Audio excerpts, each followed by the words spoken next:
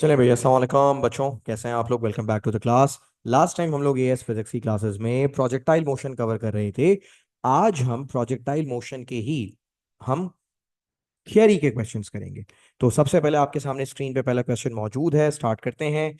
लिखा हुआ है, water leaves the end of a hose pipe at point P with a horizontal velocity of 6.6 meters per second। देखें, आपने पानी को पाइप में से रिलीज कर दिया है और पानी हॉरिजॉन्टली निकल रहा है। देखो, जब कोई चीज हॉरिजॉन्टली निकलती है ना, उस वक्त उसकी वर्टिकल वेलोसिटी जीरो होती है। अब देखो, ये बात उन्होंने मुझे बताई नहीं है, लेकिन मुझे खुद सोचना पड़ेगा कि यार, अगर एक चीज को फेंका ही हॉरिजॉन्टल डायरेक्शन में, तो ऑब्वियस है उसकी वर्टिकल वेलोसिटी कितनी होगी। उसकी वर्टिकल वेलोसिटी जीरो होगी।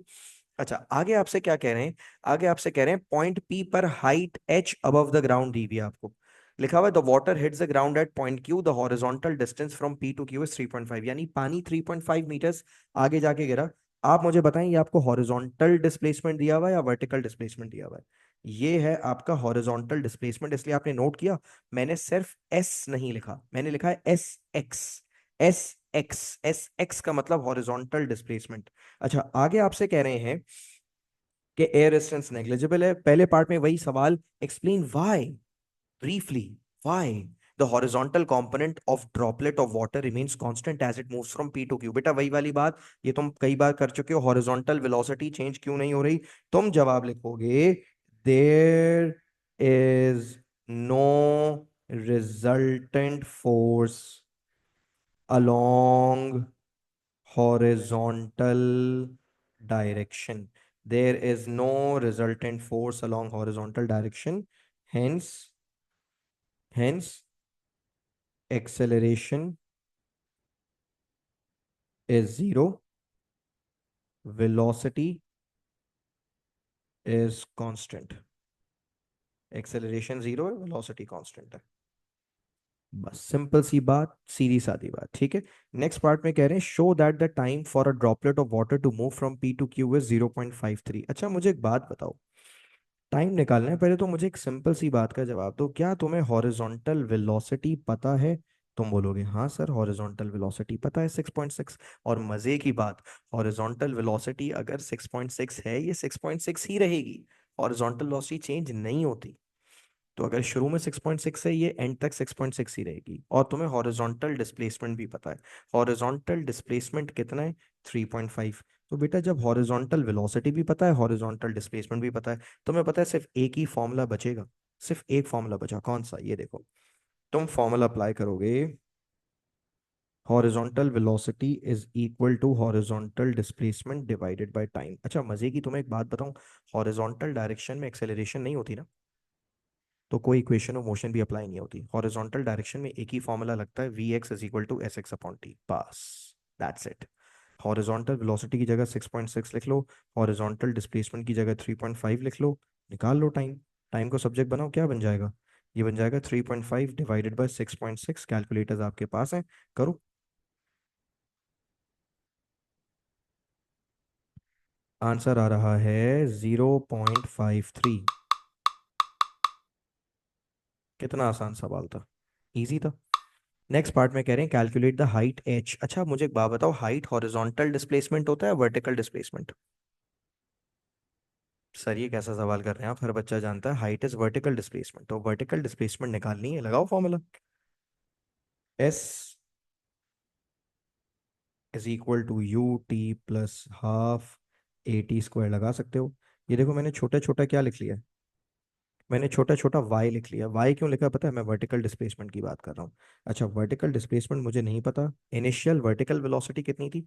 तुमने ऑब्जेक्ट को हॉरिजॉन्टली लॉन्च किया था, फिगर देखो, फिगर देख के बताओ ऑब्जेक्ट को कैसे लॉन्च किया। तुम बोलोगे सर, ऑब्जेक्ट को हॉरिजॉन्टली लॉन्च किया। बेटा, अगर एक ऑब्जेक्ट को फेंका ही हॉरिजॉन्टल डायरेक्शन में, तो वर्टिकल वेलोसिटी कितनी होगी, वर्टिकल वेलोसिटी जीरो होगी। तो इनिशियल वर्टिकल वेलोसिटी की जगह लिखते हैं जीरो, टाइम की वैल्यू है 0.53 प्लस हाफ, ए की जगह आपको भी पता है हम -9.81 लिखते हैं, टी स्क्वायर। तो जब आप इस पूरी वैल्यू को सॉल्व कर लेंगे, आंसर आएगा आपके पास, ये देखें मैं कर रहा हूँ, 0.53 का स्क्वायर इंटू 9.81 इंटू हाफ, 0.5।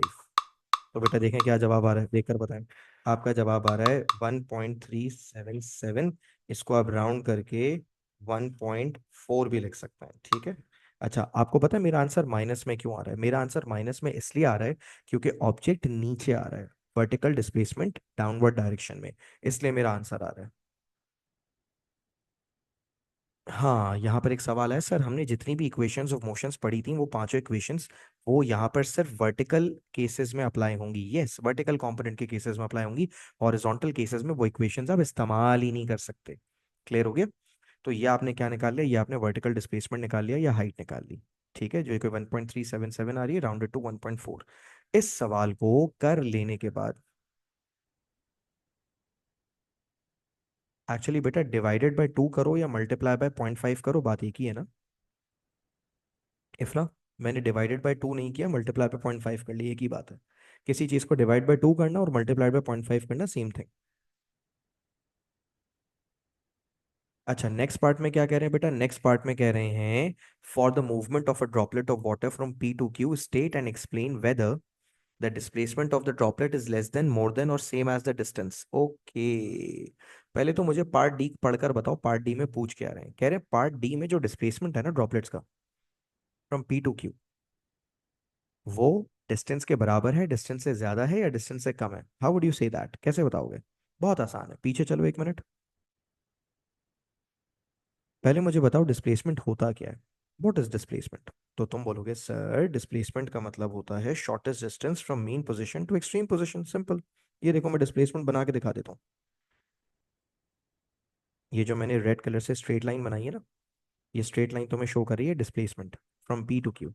आप मुझे बताओ क्या यहाँ डिस्प्लेसमेंट और डिस्टेंस सेम होगा? डिस्टेंस और डिस्प्लेसमेंट सेम है। देखो डिस्टेंस होता है path of length, length of the path, जबकि डिस्प्लेसमेंट होता है shortest distance from initial position to final position. तो एक बात तो साफ है कि डिस्प्लेसमेंट यहाँ डिस्टेंस के बराबर नहीं है, बल्कि डिस्प्लेसमेंट डिस्टेंस से कम आएगा, ठीक है। तो क्या लिखोगे बेटा? पीछे चलो, पीछे लिखोगे, उन्होंने बोला स्टेट एंड एक्सप्लेन, तो तुम लिखोगे displacement, displacement is less than distance, displacement is less than distance. और इसका रीजन क्या दोगे? इसका रीजन दोगे the displacement is the shortest distance from P to Q. The displacement is the shortest distance from P to Q. बता दिया तुमने, पहले तुमने बताया डिस्प्लेसमेंट डिस्टेंस से कम आएगा, और फिर तुमने आगे जाके रीजन भी दे दिया कि डिस्प्लेसमेंट डिस्टेंस से क्यों कम आएगा। क्लियर है? ऐसे करना था ये सब।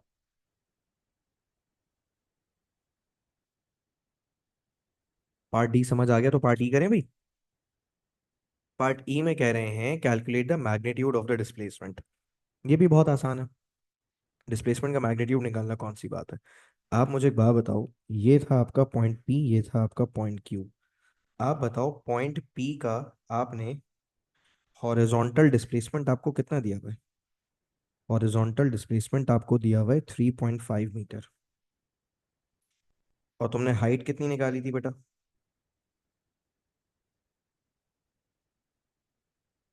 हाइट तुमने निकाली थी 1.4 मीटर।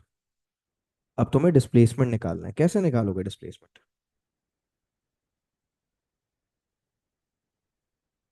ये डिस्प्लेसमेंट जो मैंने रेड कलर से बनाई है कैसे निकालोगे? इतनी मैथ्स तो तुम भी जानते हो कि ये एक राइट एंगल ट्राइंगल बन रहा है, और जब राइट एंगल ट्राइंगल बनता है तो पाइथागोरस थ्योरम अप्लाई होती है। तो लगा दो पाइथागोरस थ्योरम, क्या हो गया? √1.4 का स्क्वायर प्लस 3.5 का स्क्वायर। आंसर बताओ क्या आएगा?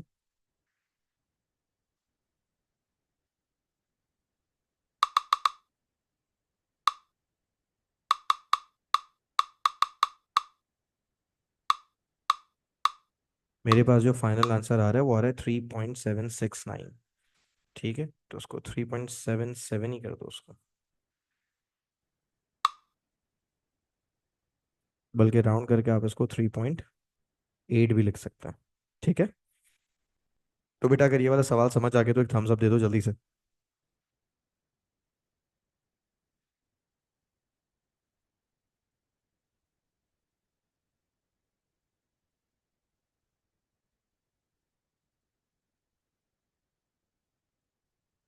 ऑलराइट, इसके बाद आ जाओ जल्दी से।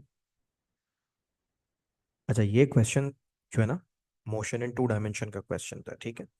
अच्छा, मैं आपको एक काम करता हूँ, मैं थोड़े बहुत इसी के तरह के मोशन इन टू डायमेंशन के थोड़े से और क्वेश्चंस करवा देता हूँ, ताकि आपका कॉन्सेप्ट तो क्लियर हो जाए।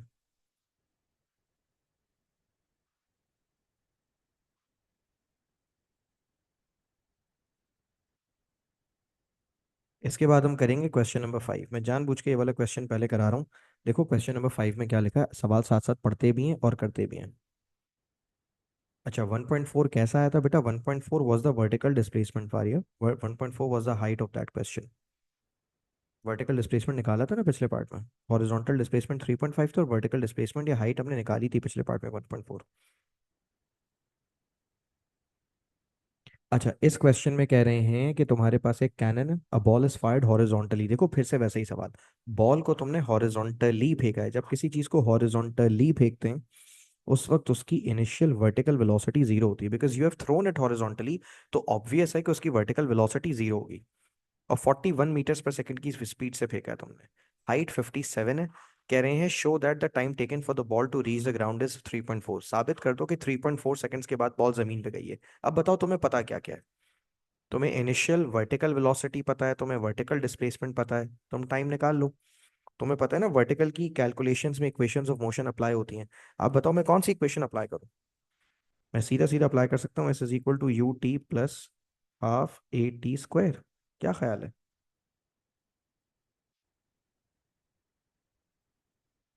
अब मुझे एक बात बताओ, वर्टिकल डिस्प्लेसमेंट कितना है, बॉल कितना नीचे आके गिरी है? बॉल -57 मीटर्स नीचे आके गिरी है। सर आप माइनस क्यों लगा रहे हैं बेटा? माइनस इसलिए लगा रहा हूँ क्योंकि बॉल नीचे आई है। इनिशियल वर्टिकल वेलोसिटी कितनी थी? इनिशियल वर्टिकल वेलोसिटी है 0 इंटू टी। तो बेटा ये तो खत्म ही हो जाएगा, प्लस हाफ -9.81 टी स्क्वायर। अब इस सवाल को सॉल्व कैसे करोगे? देखो लेफ्ट साइड पर तुम्हारे पास बचेगा -57 और राइट साइड पर बचेगा माइनस हाफ 9.81 टी स्क्वायर। सबसे पहले तो बेटा माइनस से माइनस को कैंसिल कर दो दोनों तरफ। इसके बाद तुम 57 into two divided by 9.81 is equal to T, और यहाँ पर अंडर रूट। मैंने किया कुछ नहीं है, परेशान होने की जरूरत नहीं है। मैंने सीधा सीधा टी को सब्जेक्ट बनाया है, दैट्स इट। क्लियर हो गया? I try to make T the subject. अब इसको सॉल्व करो और बताओ आंसर क्या आ रहा है। Under root of 57 into two divided by 9.81।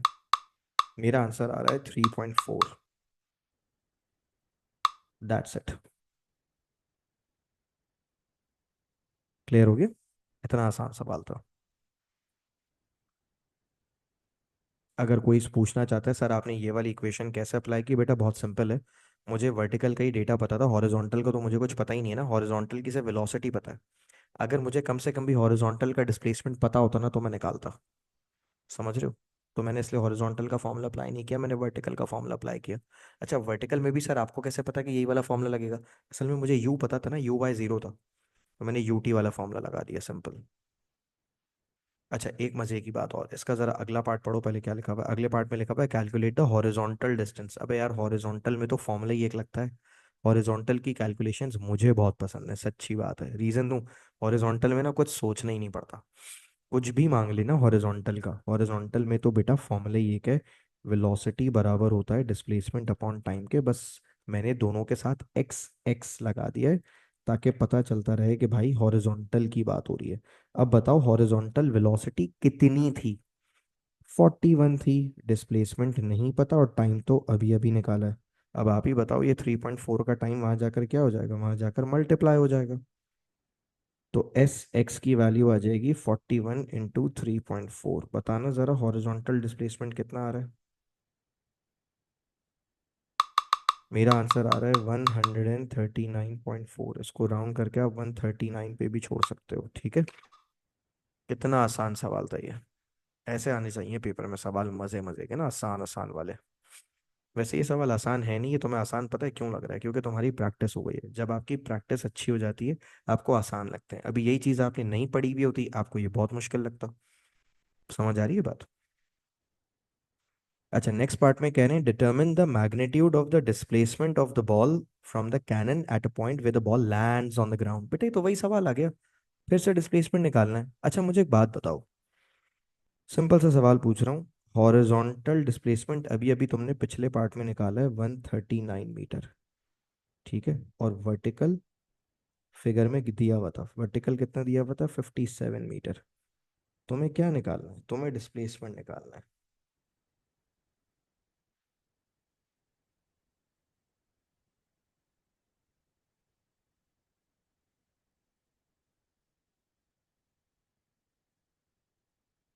Horizontal और वर्टिकल दोनों डिस्प्लेसमेंट्स पता है ना। रिजल्टेंट डिस्प्लेसमेंट कैसे निकालोगे, पाइथागोरस थ्योरम लगा लो। 57 का स्क्वायर प्लस 139 का स्क्वायर, आंसर बताओ क्या आएगा।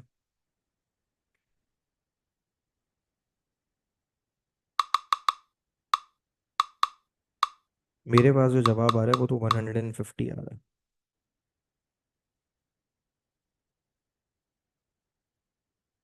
मैं इसको राउंड करके 150 लिख देता हूँ। कैसा समझ आया।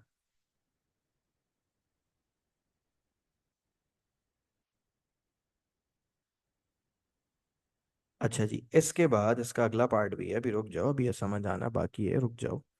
अगले पार्ट में कह रहे हैं the ball leaves the cannon at time zero, sketch a graph to show the variation of the magnitude of the vertical velocity of the ball from 0 to 3.4 seconds, numerical values are not required. अब यार बच्चों वाला सवाल है, vertical velocity का graph बनाना है। पहले तो मुझे एक बात बताओ, जैसे जैसे कैनन बॉल नीचे आएगी वर्टिकल वेलोसिटी सेम रहेगी, बढ़ेगी, कम होगी, व्हाट विल हैपन।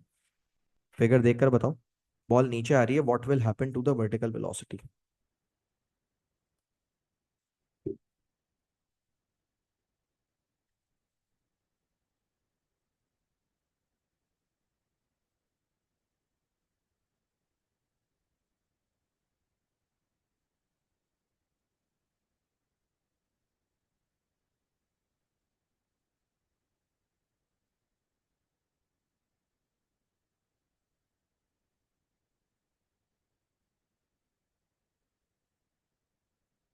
हाँ भाई, वर्टिकल वेलोसिटी के साथ क्या सीन होने वाला है बताओ। वर्टिकल वेलोसिटी जैसे जैसे बॉल नीचे आएगी, what will happen to the vertical velocity.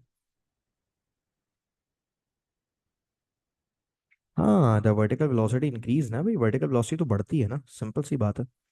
तो ग्राफ कैसा बनाओगे, ये देखो, मैं बना के दिखा रहा हूँ। वर्टिकल वेलोसिटी शुरू में जीरो थी, जैसे जैसे बॉल नीचे आएगी वर्टिकल वेलोसिटी बढ़ेगी। उन्होंने बोल दिया numerical values are not required, तो कोई न्यूमेरिकल वैल्यू दिखाने की जरूरत ही नहीं, बस वेलोसिटी इंक्रीज होती हुई दिखा दो। हो सकता है तुम में से कोई बच्चा पूछे कि सर वेलोसिटी बढ़ तो रही है लेकिन यूनिफॉर्मली क्यों बढ़ रही है। बेटा यूनिफॉर्मली बढ़ेगी ना। मुझे एक बात बताओ, एयर रेजिस्टेंस नेग्लेजिबल है, तो जब एयर रेजिस्टेंस नेग्लेजिबल होती है मेरे बच्चों, वेलोसिटी यूनिफॉर्मली ही बढ़ती है, और कैसे बढ़ेगी, क्या ख्याल है। बस इतनी सी बात है।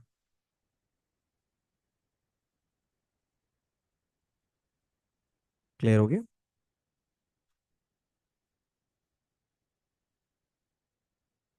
अच्छा, एक और सवाल करने जा रहे हैं, क्वेश्चन नंबर 6। क्वेश्चन नंबर 6 का पार्ट 1 तो बहुत मजे का है, वो तो तुम लोग खुशी खुशी करोगे।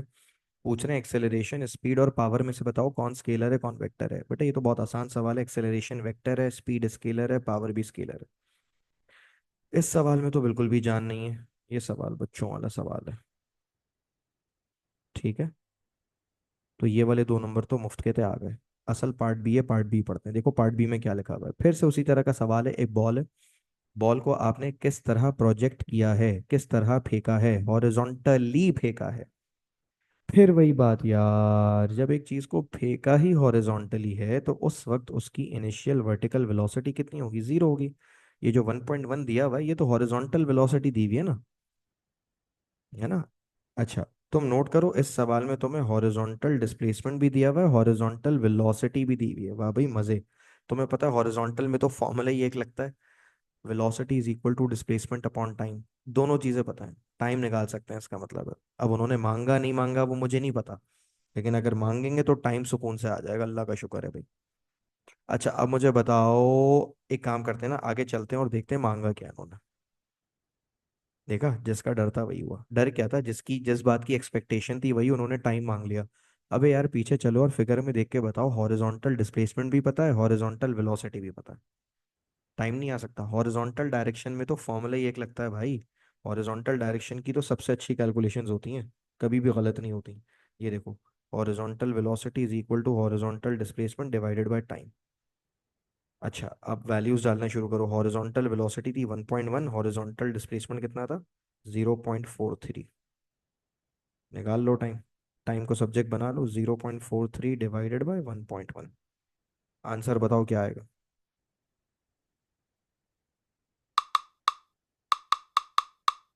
मेरे पास तो आंसर आ रहा है 0.3909। बस 0.39 ही लिख दो यार इसको। कैसा, मजे का सवाल था ना। अच्छा, अगले पार्ट में कह रहे हैं हाइट निकालो। देखो बड़े चालाक लोग हैं, हाइट बोल रहे हैं यार, लेकिन हमें पता है भाई, हम स्मार्ट लोग हैं, हमें पता है हाइट का मतलब होता है वर्टिकल डिस्प्लेसमेंट। क्या मतलब होता है हाइट का? Vertical displacement. अब वर्टिकल डिस्प्लेसमेंट की कौन सी इक्वेशन लगाना चाहते हो बताओ। मैं तो कहता हूँ यही वाली लगा लो, यूटी वाली। क्योंकि फाइनल स्पीड वैसे भी मुझे पता थोड़ी है, जब बॉल नीचे आएगी कितनी स्पीड से आएगी। अच्छा, छोटा छोटा ना इनके साथ वाई लिख लो। वाई लिखने से आसानी ये होती है, पता रहता है कि वर्टिकल की कैलकुलेशन हो रही है, ठीक है। अच्छा वैसे तो यार इक्वेशन ऑफ मोशन लगती है वर्टिकल में। खैर, यू वाई की वैल्यू जीरो थी, एक ही हॉरिजॉन्टल था, तो यू वाई की वैल्यू जीरो ही होगी ना। टाइम की वैल्यू है 0.39, लेकिन मल्टीप्लाई विद जीरो का आंसर जीरो ही हो जाना है।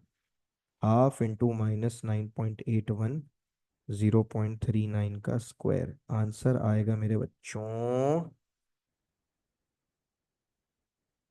0.39 का स्क्वायर करो, मल्टीप्लाई करवा दो 9.81 से, मल्टीप्लाई करवा दो 0.5 से। आंसर आ रहा है 0.746। इसको 0.75 ही कर दो। तो 0.75 मीटर की हाइट आ रही है। अच्छा तुम नोट करो, मेरा आंसर नेगेटिव में आ रहा है। मैं इसका रीजन दे देता हूँ, मेरा आंसर नेगेटिव में क्यों आ रहा है मेरे बच्चों। देखो, नेगेटिव आंसर का बड़ा सिंपल सा रीजन ये है कि नेगेटिव साइन ये बता रहा है कि आपका जो ऑब्जेक्ट है, जो बॉल है, जो भी है, वो नीचे आ रहा है, ठीक है। लेकिन हाइट के साथ नेगेटिव लगाने की जरूरत नहीं, हाइट को बस आप ऐसे ही लिखते हैं 0.75। अब बताएं, सीन ऑन है, समझ आ रहा है। अच्छा, अगला पार्ट देखो, अगला पार्ट बड़े मजे का। अगले पार्ट में ग्राफ व्राफ बनवा रहे हैं तुमसे। किसका ग्राफ बनवा रहे हैं? दो चीजों का ग्राफ बनवा रहा है। पहला ग्राफ बनवा रहा है एक्सेलरेशन ऑफ द बॉल का, और दूसरा ग्राफ बनवा रहा है वर्टिकल डिस्प्लेसमेंट। ओए होए होए होए, कैसे करोगे बताओ। पहले तो बताओ एक्सेलरेशन कैसी होगी। बॉल जब नीचे आ रही है उसकी एक्सेलरेशन कैसी होगी बताओ। जब बॉल नीचे आ रहा है तो जाहिर है वो एक्सेलरेट करता हुआ आएगा ना, उसकी एक्सेलरेशन कैसी होगी? What do you think so? अबे यार, एक्सेलरेशन कांस्टेंट होती है। -9.81 एक्सेलरेशन इंक्रीज कब होती है? वेलोसिटी इंक्रीज होती है भाई, एक्सेलरेशन कांस्टेंट रहती है -9.81। तो आप एक्सेलरेशन में कांस्टेंट एक्सेलरेशन का ग्राफ बना दीजिए बच्चों। ये भंड नहीं मारो। Acceleration will remain constant, vertical acceleration constant रहती है, और हॉरिजॉन्टल एक्सेलरेशन तो होती ही जीरो है। तो एक्सेलरेशन कांस्टेंट रहेगी भाई। एयर रेजिस्टेंस नेग्लिजिबल है, एक्सेलरेशन कांस्टेंट होती है। अब वर्टिकल डिस्प्लेसमेंट का ग्राफ बनाओ, बताओ कैसा होगा। मैं एक काम करता हूँ, मैं तीन ग्राफ बना देता हूँ, तुम मुझे बता देना कौन सा लगाना है, ठीक है।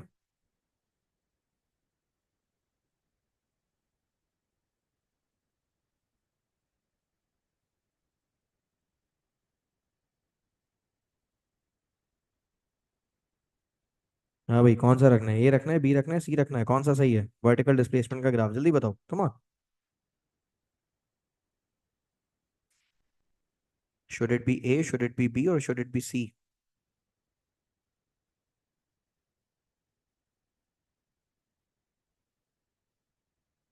What to keep? Vertical displacement. देखा, आगे का पढ़ते हो ना तो पीछे का भूल जाते हो तुम लोग। मैं बता देता हूँ, इस क्वेश्चन का राइट आंसर है सी। बाकी मिटा दो। ऐसा ग्राफ बनेगा इसका, मैं सही से बना देता हूँ। इंक्रीजिंग ग्रेडियंट का ग्राफ बनेगा। बेटा मैं रीजन दे रहा हूँ ना, देखो डिस्प्लेसमेंट और टाइम का ग्रेडियंट कौन होता है? वेलोसिटी होता है ना। इनका ग्रेडियंट निकालोगे क्या आएगा? Vertical velocity. और तुम्हें भी पता है वर्टिकल वेलोसिटी जैसे जैसे बॉल नीचे आएगा वर्टिकल वेलोसिटी बढ़ेगी। इसीलिए इसका ग्रेडियंट भी बढ़ रहा है, इंक्रीजिंग ग्रेडियंट है, स्टीपर ग्राफ है, स्टीपनेस बढ़ रही है। समझ रहे हो? तो इस तरह से आपने इसको फिगर आउट करना था। अच्छा, अगला सवाल तो और भी मजे का है। बताओ अगला सवाल क्या है, पढ़ के बताओ। क्या कह रहे हैं अगले सवाल में? अगले सवाल में कह रहे हैं a ball of greater mass is projected from the table with the same velocity, air resistance is still negligible. एक भारी बॉल गिरा दिया आपने। अब देखो भाई, ये बड़े मजे का सवाल है। पिछली बॉल के मुकाबले में ये वाली बॉल भारी है और एयर रेजिस्टेंस अभी भी नेग्लिजिबल है। State and explain the effect if any of the increased mass on the time taken for the ball to fall to the ground. Okay, mass बढ़ने से टाइम पे क्या फर्क पड़ेगा? स्टेट कह रहे हैं और एक्सप्लेन कह रहे हैं। भारी बॉल है, भारी बॉल जल्दी नीचे आएगी, देर से नीचे आएगी, या सेम टाइम में नीचे आएगी? एयर रेजिस्टेंस अभी भी नेग्लिजिबल है। भारी बॉल है। भारी बॉल जल्दी नीचे आएगी, देर से नीचे आएगी, या सेम टाइम लेगी नीचे आने में? भारी बॉल। चलो मैं आंसर लिखता हूँ और फिर मैं रीजन भी देता हूँ। मैं लिखूंगा it takes the same amount of time.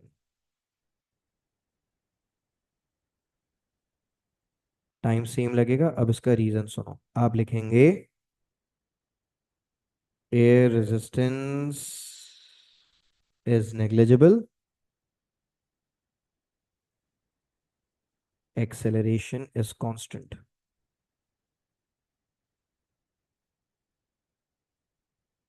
और ब्रैकेट में लिख भी दो 9.81, इंडिपेंडेंट ऑफ मास। तुम्हें पता है,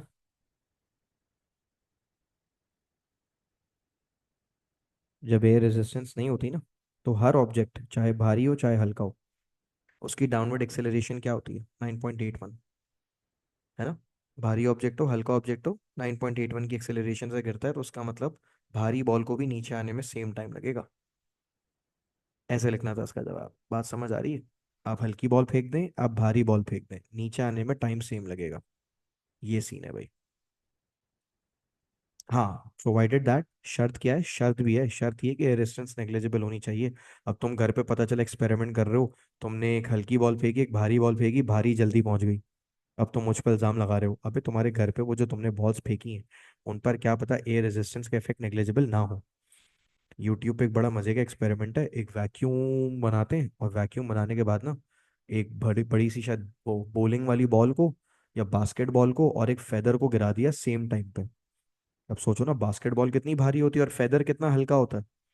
लेकिन जब बास्केटबॉल और फेदर को वैक्यूम में गिराया ना, तो भाई साहब सीन ऑन हो गया। क्या सीन ऑन हो गया? सीन ये ऑन हो गया कि दोनों सेम टाइम पे नीचे पहुंचे। क्लियर हो गया? तो भाई इससे क्या सीखा? इससे ये सीखा कि आपका ऑब्जेक्ट चाहे भारी हो चाहे हल्का हो, सेम टाइम पे नीचे आता है। Chill scenes.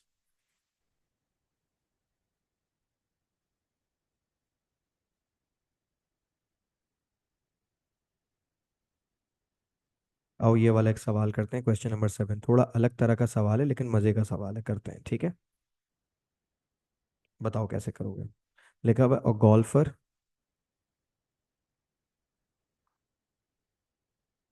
क्या लिखा हुआ? Does it apply the same to two objects on स्मेज? नहीं बेटा, स्लाइडिंग में तो एक्सेलरेशन सेम हो ये जरूरी नहीं है ना। देखो, फॉलिंग ऑब्जेक्ट्स की एक्सेलरेशन 9.81 होती है। अगर उन दोनों ऑब्जेक्ट्स की एक्सेलरेशन सेम है तो उनको टाइम सेम लगेगा। सिंपल। क्वेश्चन नंबर 7 में कह रहे हैं गोल्फर है, golfer strikes a ball so that it leaves horizontal ground with a velocity of 6 at an angle of theta. Okay. कह रहे हैं vertical velocity is 4.8, horizontal velocity निकालो। ओए होए, बड़े मजे का सवाल है। हॉरिजॉन्टल वेलोसिटी मांग ली। अच्छा, दो वेलोसिटीज दे दी और तीसरी मांग ली। यार मुझे एक बात बताओ, ये तो सिंपल ज्योमेट्री है, ये तो सिंपल मैथमेटिक्स है। मुझे एक बात बताओ यार, सिंपल सी बात पूछूंगा। ये वाली ये साइड है 6 की और ये वाली साइड है 4.8 की। आप बताओ हॉरिजॉन्टल साइड कितने की आएगी? कैसे निकालूं? हम्म कैसे निकालूं? पाइथागोरस थ्योरम लगा दूं? पाइथागोरस थ्योरम कैसे लगाओगे? 6 का स्क्वायर बराबर होगा 4.8 के स्क्वायर प्लस एक्स के स्क्वायर के। अब तुम्हें तो एक्स निकालना है, तो एक्स कैसे निकालोगे? 6 का स्क्वायर माइनस 4.8 का स्क्वायर और अंडर रूट। बताओ क्या आएगा।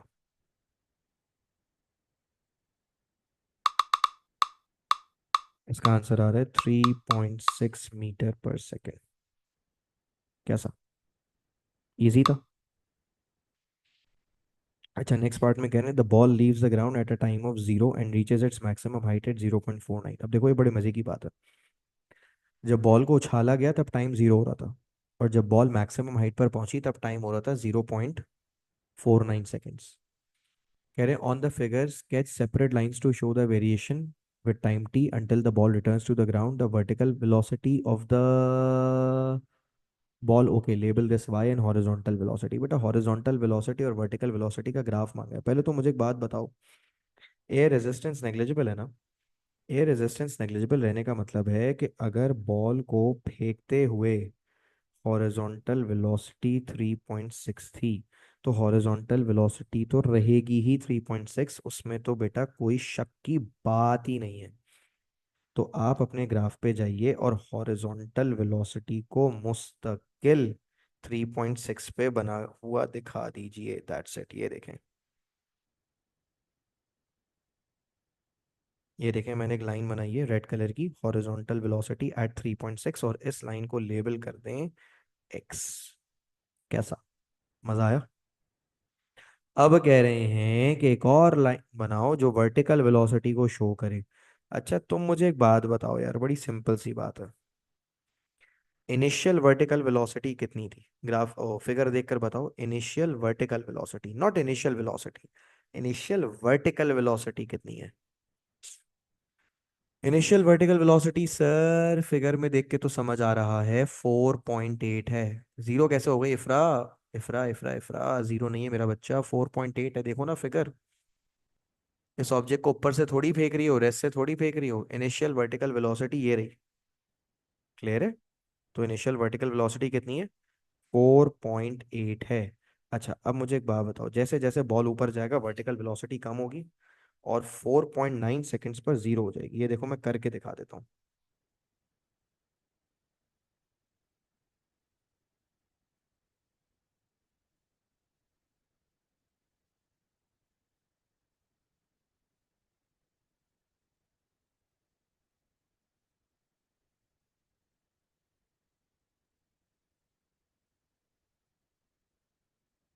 ये देखो वेलोसिटी कम हो रही है।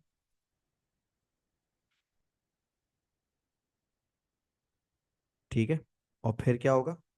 बॉल जब मैक्सिमम हाइट पे जाएगी वेलोसिटी जीरो हो जाएगी, और फिर जैसे जैसे बॉल नीचे आएगी वेलोसिटी दोबारा बढ़ना शुरू हो जाएगी। सिंपल। बस ये करना था यहाँ पे। अच्छा ये ग्राफ थोड़ा सा ऊपर ही चला गया, कुछ ज्यादा ही। इसको बेटा 4.8 से -4.8 तक जाना चाहिए था। ठीक है, तो मैं एक काम करता हूँ, उसको सही से बना देता हूँ।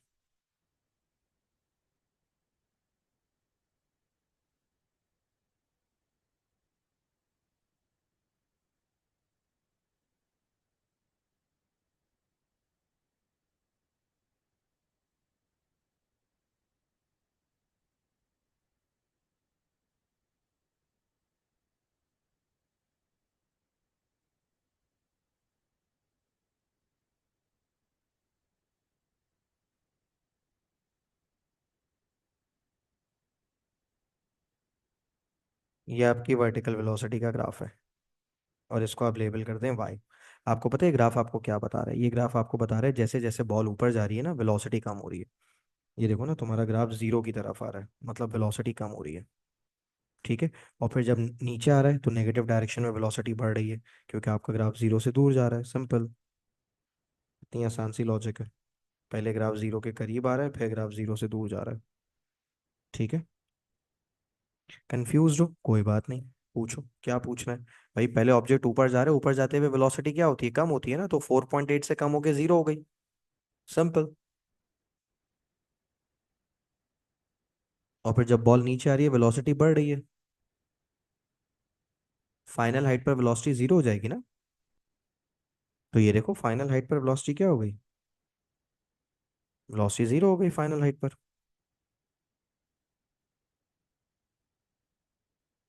देखो इस जर्नी में ना बॉल ऊपर जा रही है, बॉल ऊपर जा रही है, तभी तो वेलोसिटी कम हो रही है।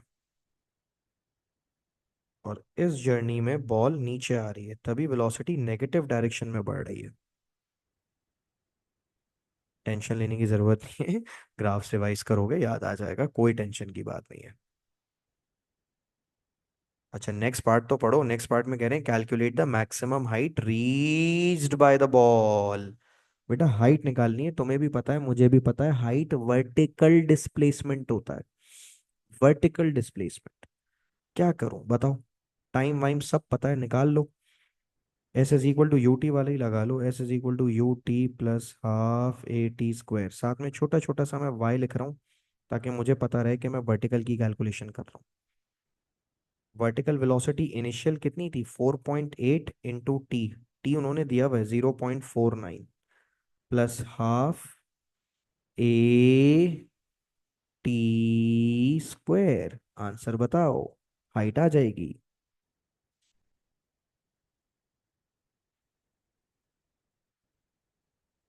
क्या आएगी हाइट?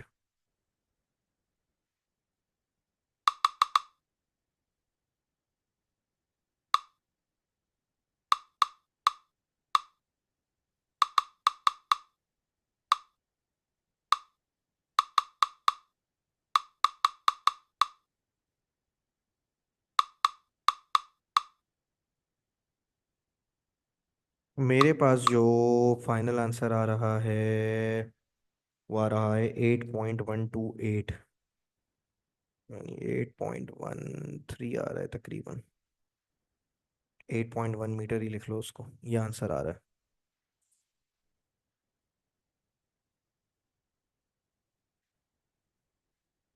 मैक्सिमम डिस्प्लेसमेंट, नहीं डिस्प्लेसमेंट तो पॉजिटिव ही होगा ना, ऊपर जा रहा है, शुरू में तो बॉल ऊपर जा रहा है बेटा।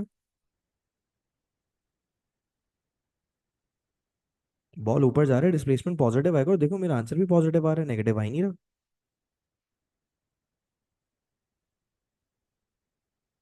अगर डिस्प्लेसमेंट का वर्ड इस्तेमाल कर रहे हैं तो पॉजिटिव या नेगेटिव लगा सकते हो, लेकिन अगर हाइट का वर्ड इस्तेमाल कर रहे हैं तो फाइनल आंसर में पॉजिटिव नेगेटिव लगाने की मेरा ख्याल है जरूरत नहीं है।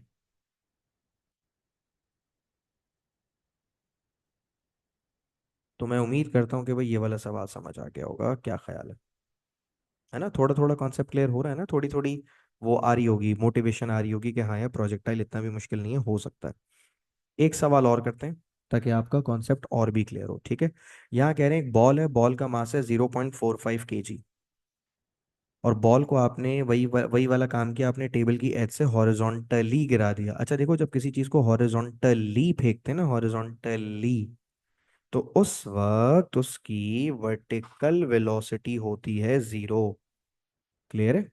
अच्छा, यहाँ पे ना आपको हॉरिजॉन्टल डिस्प्लेसमेंट और वर्टिकल डिस्प्लेसमेंट दोनों पता है। पहले पार्ट में कह रहे हैं हॉरिजॉन्टल वेलोसिटी निकालो। यार टाइम वाइम दिया हुआ है, टाइम नहीं दिया हुआ? ओहो, टाइम तो दिया हुआ ही नहीं है। देखो हॉरिजॉन्टल का तो फॉर्मूला ही एक है, हॉरिजॉन्टल का फॉर्मूला बड़ा सिंपल है, हॉरिजॉन्टल की तो मुझे बड़ी पसंद है कैलकुलेशन। हॉरिजॉन्टल की कैलकुलेशन होती है velocity is equal to displacement upon time. अब मुझे एक बात बताओ बड़ी सिंपल सी, ठीक है? डिस्प्लेसमेंट कितना है? हॉरिजॉन्टल डिस्प्लेसमेंट है 1.5, लेकिन मुझे तो टाइम ही नहीं पता। अब जब मुझे टाइम ही नहीं पता है तो मैं हॉरिजॉन्टल वेलोसिटी कैसे निकालूं भाई?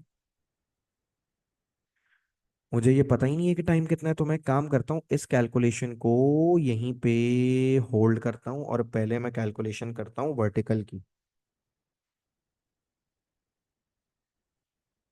पहले वर्टिकल की कैलकुलेशन करता हूँ, S is equal to U T plus half A T square, छोटा छोटा वाई लिख लेता हूँ।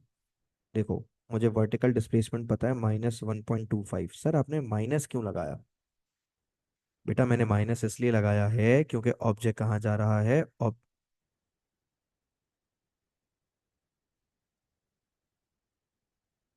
बेटा 1 मिनट रुकिएगा, हेलो।